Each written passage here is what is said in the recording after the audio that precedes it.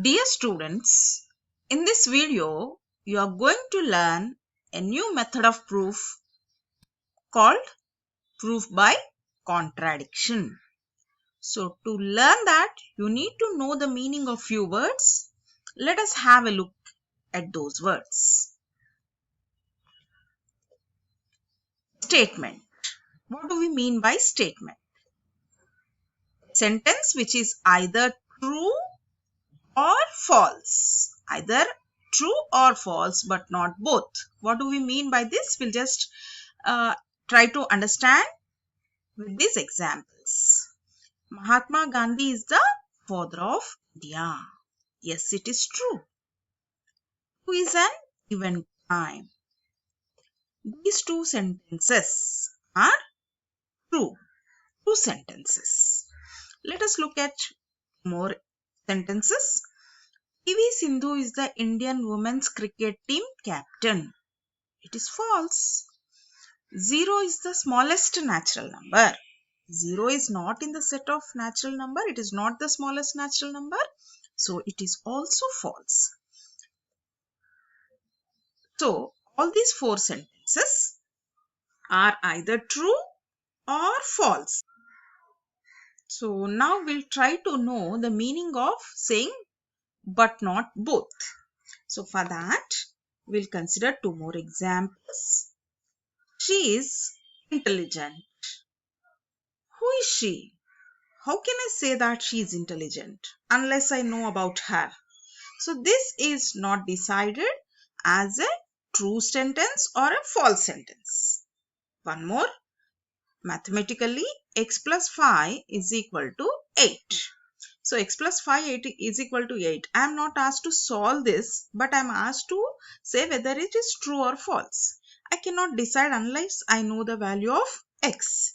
So as I don't know the value of x, I cannot decide either it is true or false. So these two sentences cannot be decided as true or false. So these two are not statements. Unless you decide either it is true or false, you cannot consider these as statements. So I hope the meaning of this a sentence which is either true or false but not both is a statement is clear to you. These four sentences are statements as they are either true or false. Now these two are not statements as we cannot decide anything about them. Now let us move on to negation of a statement. Now let us just consider a statement. The smallest whole number is 0. Yes, it is true. Usually we denote statements with small letters. So P, the smallest whole number is 0, is a true statement. Now if I add a word not this statement, I'll get the smallest whole number is not 0. Not is included in this statement. So negation of P, we denote it with this symbol negation. Negation of P is the smallest whole number is not 0.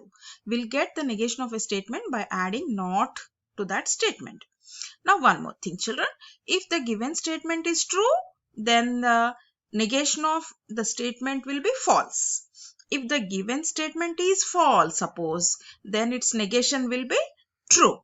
Now my question is, can a statement and its negation be true at the same time? No, it is impossible. Negation, a statement and adding not to a statement cannot be true at the same time. That contradicts to each other. So we use this logic in our proof by contradiction. So let us move on. Just have a look at this children. If you have proof, if P then Q form, that is P is given to you, P statement is given to you and you need to prove Q. So what do we do usually? We will start with P and then through a logical sequence of steps, we'll arrive at Q. We'll show that Q is true. That is, this method is direct proof which we were using. We'll start with P and we'll arrive at Q. Now in this example, if x is odd, then x square is odd. What we do, we'll start with x is odd. So we'll just say x is odd, and we'll next step x is equal to 2k plus 1. Now we are not proving the whole of it, children. Just to understand the importance of proof by contradiction, why should we go for it? I'm just taking this example. So x is odd, we'll start from p and we'll take its definition, then we'll square it and we'll just show that x square is equal to 2k plus 1 and it is odd, starting with p and coming to q. This is direct method. Now suppose if the question is x square is odd, then x is odd. That is, given thing is x square is odd, we need to prove x is odd. So suppose if we proceed in direct way, what happens? We should start with x square is odd. That is, x square is equal to 2k plus 1. Now children, to prove x is odd, I need to take square roots on both the sides.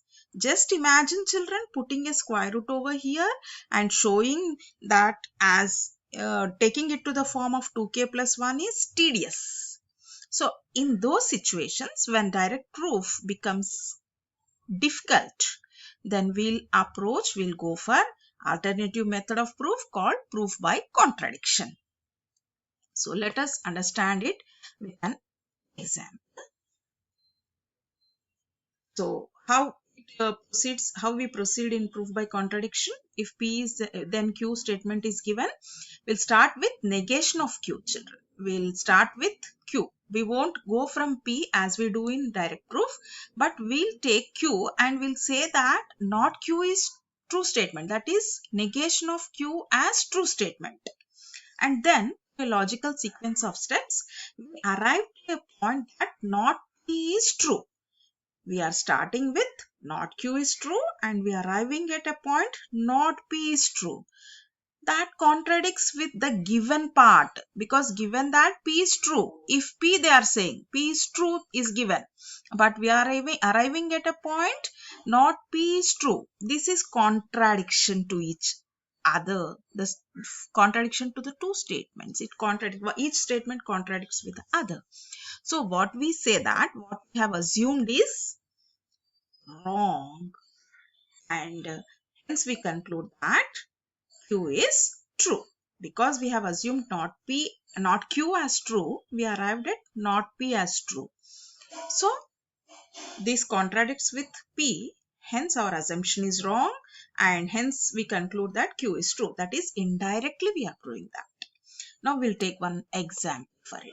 This is a 4 marks question for you.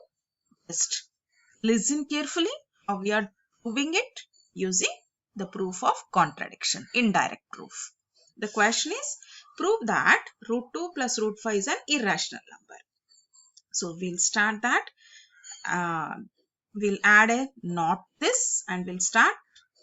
Let's assume, we are assuming children, it is assumption that root 2 plus root 5 is not, negation, not an irrational number. Indirect proof, proof by contradiction. So we'll start with, let us assume that root 2 plus root 5 is not an irrational number.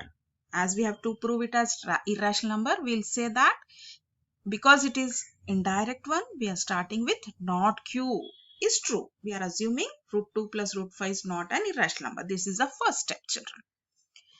Then it must be a rational number. If it is not irrational, it must be a rational number, as we know that a real number which is not an irrational is rational, right?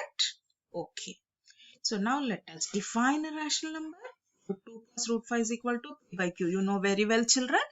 A rational number will be of the form P by Q, where P and Q are integers and co-primes, and Q is not equal to 0. This is the definition of rational numbers. Now let us square on both the sides. So squaring on both the sides, what do we get?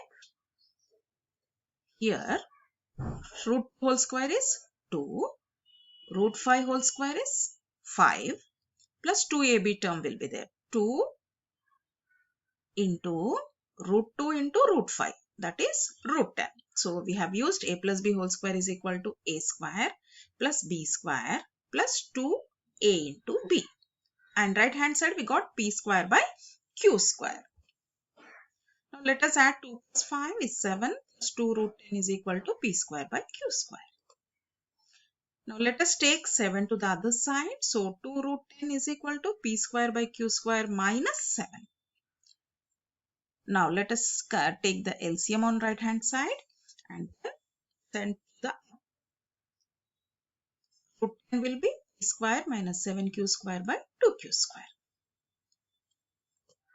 Now p square minus 7q square by 2q square is a rational number because p and q are integers. If p and q are integers, p by q will be a rational number and any sort of combination like product, division will be a rational number. So p square minus 7q square by 2q square is a rational number. Then because this is a rational number which is equal to root 10 should also be a rational number as per our logic. But the fact is that root 10 is an irrational number. Look at these two statements, children. These are contradicting with each other. This root 10 is rational, we are saying, and root 10 is irrational, we know that. These two are contradictory statements and hence we can conclude that our assumption is false. What we have assumed in the first sentence of our solution is false. Therefore, we can conclude that root 2 plus root 5 is an irrational number. That's all for today, children.